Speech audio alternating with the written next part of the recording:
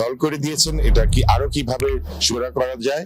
আর ইতিমধ্যে উনি একটা 5% প্রণোদনাও আপনার ডিক্লেয়ার করেছেন। আমাদের বন্ধ আর অর্ধ বন্ধ দুটোই আমাদের মধ্যে আছে। এগুলা যদি চালু হয় 15 লক্ষ লোকের কর্মসংস্থান ইমিডিয়েটলি সম্ভব। বস্ত্র খাতের দীর্ঘদিনের সংকট কাটাতে অবশেষে এলো বড় পদক্ষেপ।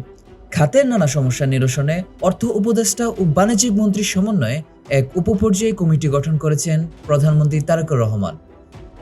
তৈরি পোশাক ও বস্ত্র খাতের আর্থিক সংকট, গ্যাস, বিদ্যুতের সমস্যা সহ বিভিন্ন জটিলতা নিয়ে সম্প্রতি সচিবালয়ে প্রধানমন্ত্রীর সঙ্গে সৌজন্য সাক্ষাৎকার করেন বাংলাদেশ টেক্সটাইল মিলস অ্যাসোসিয়েশনের সভাপতি শওকত আজিজ রাসেল।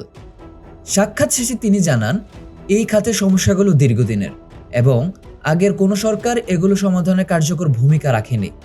বর্তমান সরকারের নেওয়া নানা উদ্যোগে ইতিমধ্যেই ইতিবাচক প্রভাব পড়তে শুরু করেছে। এমনকি সরকার ইতিমধ্যে 5% প্রাণদানও দিচ্ছে। বিটিএমএ এর সভাপতি আরও জানান, সরকারের আন্তরিকতায় বন্ধ থাকা কারখানাগুলো পুনরায় চালু করা সম্ভব হলে প্রায় 15 লক্ষ মানুষের কর্মসংস্থানের সৃষ্টি হবে।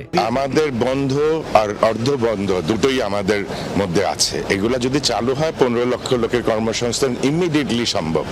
এখন এগুলা চালু করতে হলে যে প্রতিযোগিতামূলক বাজারে যে ডাম্পিং হচ্ছে আমাদের উপরে, সেগুলাও ভাববার বিষয় আছে। ওনাগুলো আমরা তুলে ধরেছি। তবে বিশ্ববাজারের প্রতিযোগিতায় টিকে থাকতে ডাম্পিং প্রতিরোধের দিকে বিশেষ নজর দেওয়ার তাগিদ দেন তিনি। যদিও পুরো খাতের দীর্ঘমেয়াদী সমস্যাগুলো সম্পূর্ণ সমাধান হতে আনুমানিক 1.5 বছরের মতো সময় লাগতে পারে, তবুও নতুন এই কমিটি এবং সরকারের ইতিবাচক পদক্ষেপে নতুন করে ঘুরে দাঁড়ানোর স্বপ্ন দেখছেন তৈরি পোশাক ও বস্ত্র খাতের উদ্যোক্তারা। কুমিল্লার কাগজ, নিউজ ডেস্ক।